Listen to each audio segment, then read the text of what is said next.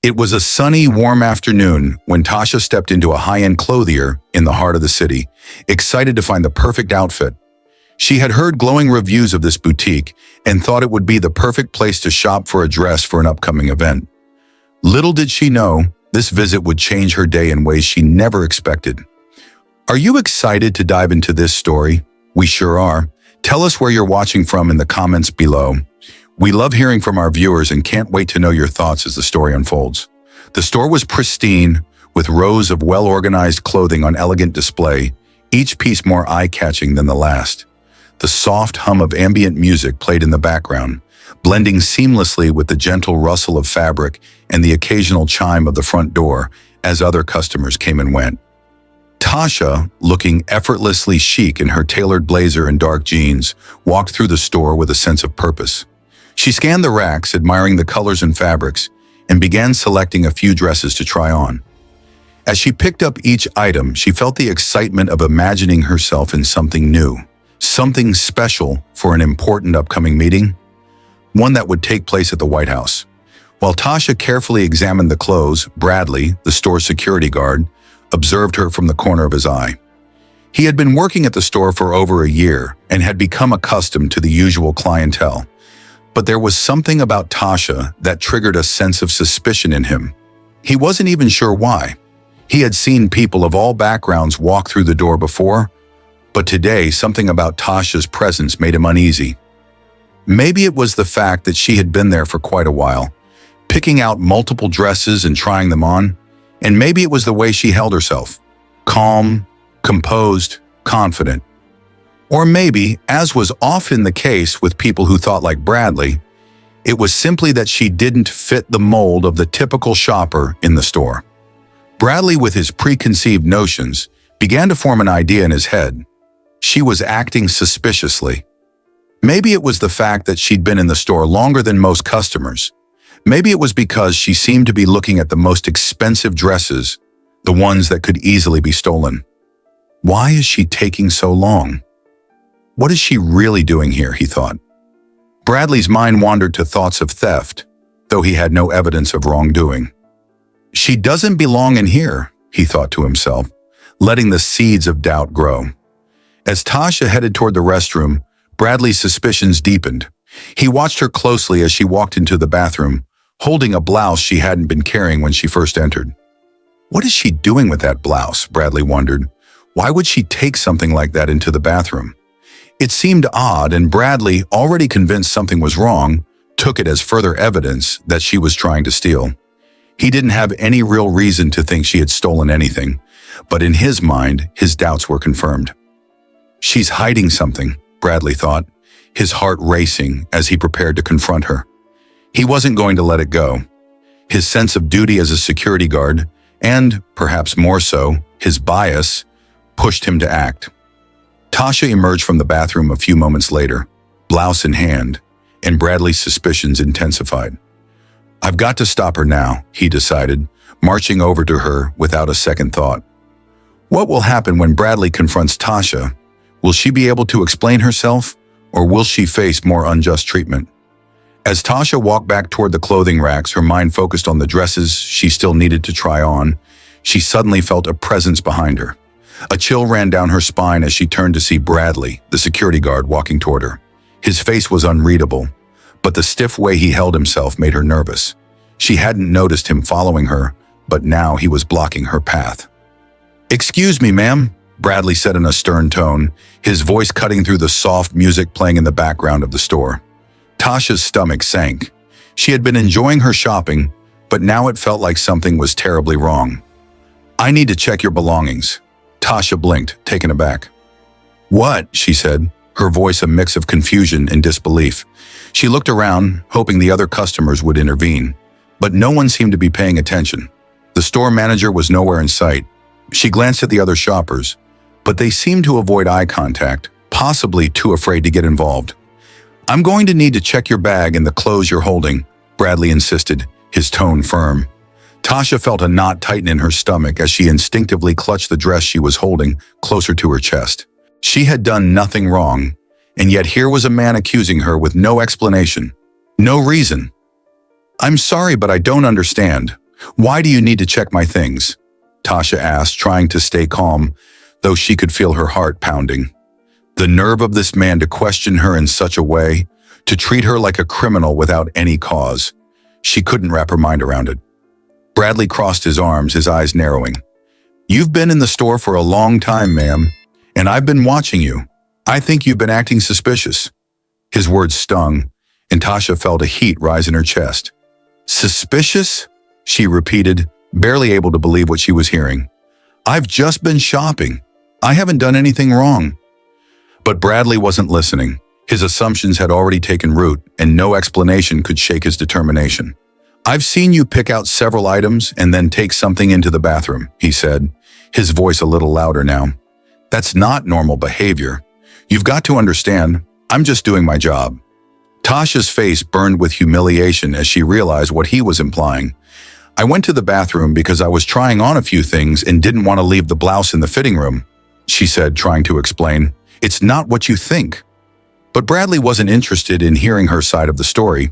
He was convinced that she was hiding something, and that was all that mattered to him. Please, I'm just trying to shop here, Tasha said, her voice trembling now. This isn't fair. I haven't stolen anything. I don't even know why you're treating me like this after all. I'm still within the store. Bradley's eyes didn't soften. If you're innocent, you wouldn't mind a quick search, he said coldly.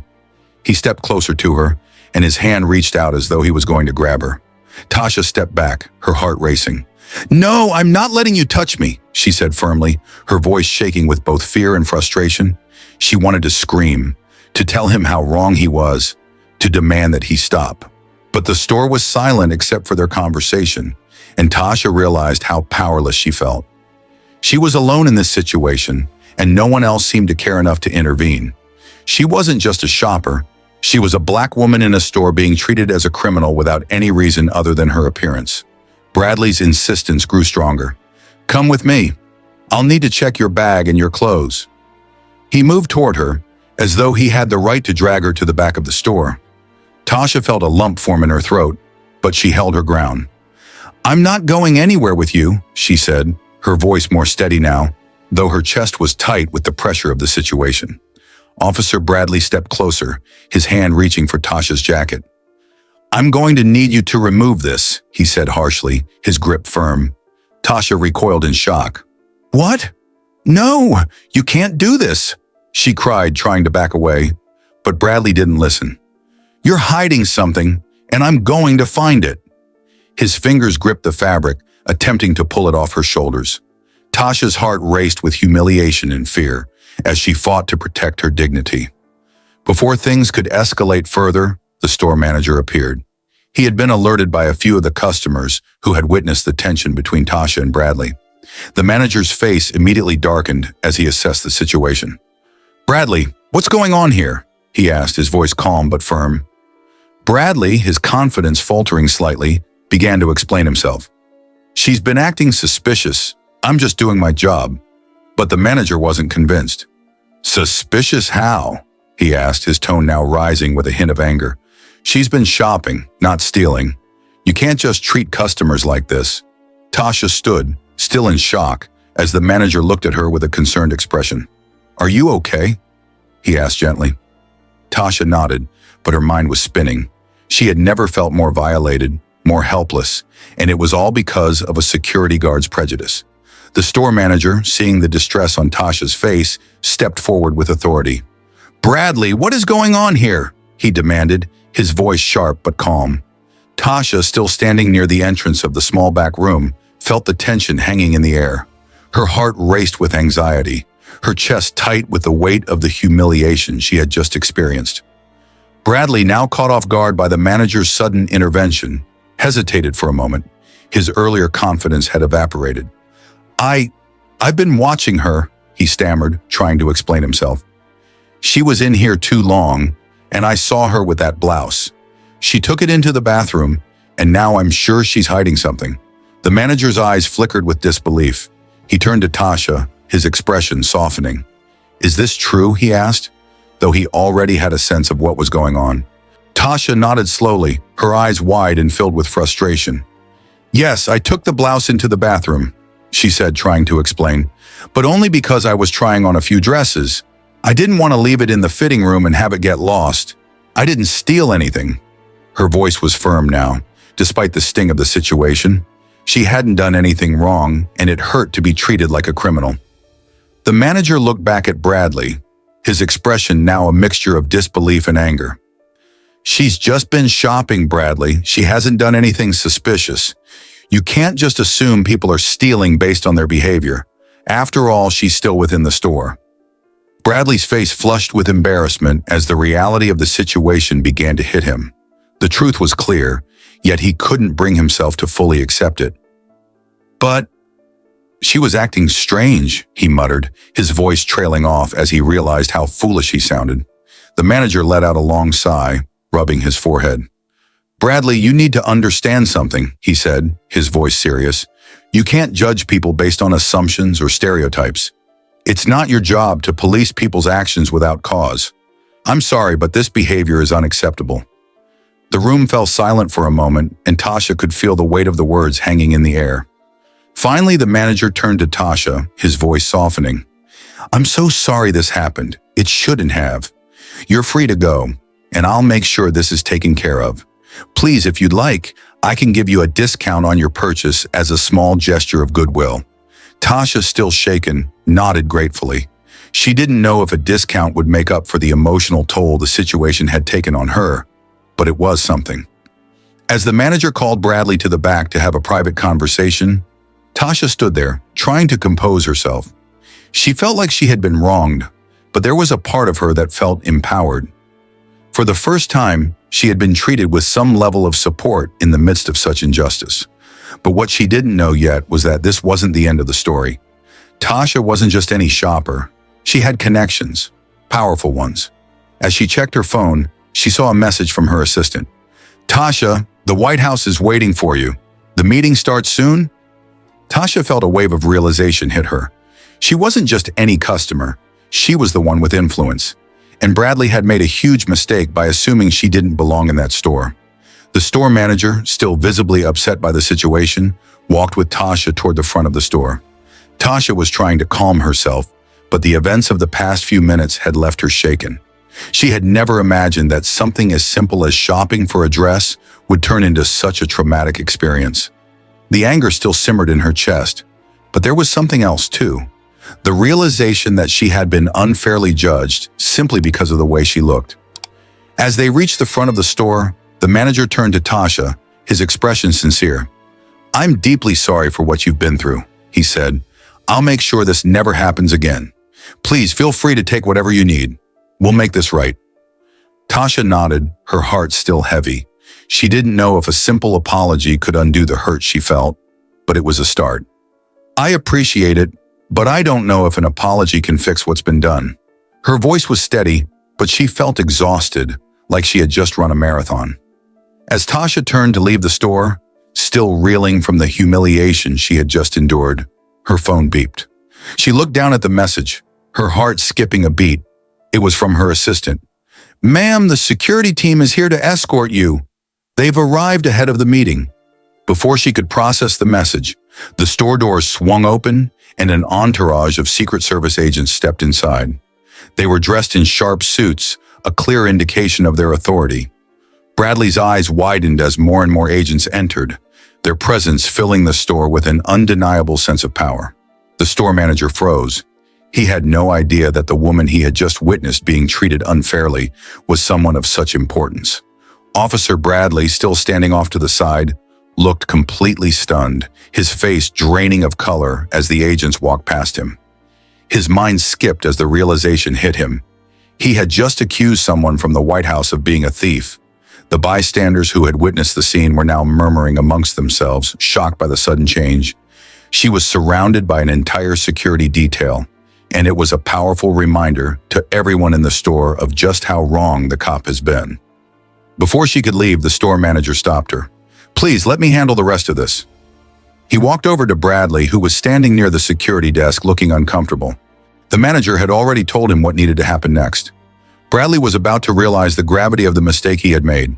Tasha wasn't just any ordinary shopper. She was a high-level government official, and today she had walked into this store for a simple errand. But now, thanks to Bradley's actions, she had become part of something much bigger. She was more than just a customer. She was someone with connections and influence. And the truth was about to be revealed in ways Bradley couldn't have anticipated. Just as Tasha was about to leave, the manager caught up to her. "I'm so sorry again for the way you've been treated," he said. Tasha looked at the manager, her expression serious. "I appreciate that, but it's not just about him losing his job. It's about making sure this doesn't happen again, to anyone. People like Bradley shouldn't have the power to treat others with such disrespect." The manager nodded in agreement. "You're right, and I'll make sure to take the necessary steps to ensure the store learns from this experience. It's time for real change." The days that followed saw Bradley facing the consequences of his actions. The store quickly conducted an investigation, and it was revealed that his behavior had been fueled not by concern for security, but by injustice and prejudice. The store issued an apology to Tasha, but the damage was already done. Tasha's influence wasn't just a matter of having connections, it was about making sure that justice was done. News of the incident spread, and public outrage began to mount. Social media was flooded with messages of support for Tasha, and calls for accountability grew louder. Bradley was eventually fired, and the store implemented a series of new policies aimed at combating racial profiling and ensuring that customers were treated with fairness and respect. As for Tasha, she used her platform to advocate for systemic change. She didn't just let this incident fade away. Karma had struck, and it wasn't just about Bradley losing his job. It was about raising awareness, pushing for action, and making sure that no one else would ever have to go through what she had experienced. Tasha's strength and resilience became a beacon for those who had been unjustly treated, and her story inspired others to stand up against bias and discrimination. If you were moved by Tasha's story and believe in the power of standing up for justice, don't forget to hit that subscribe button. It's like locking the door to a treasure chest full of great stories. Drop a comment below and let us know where you watch from.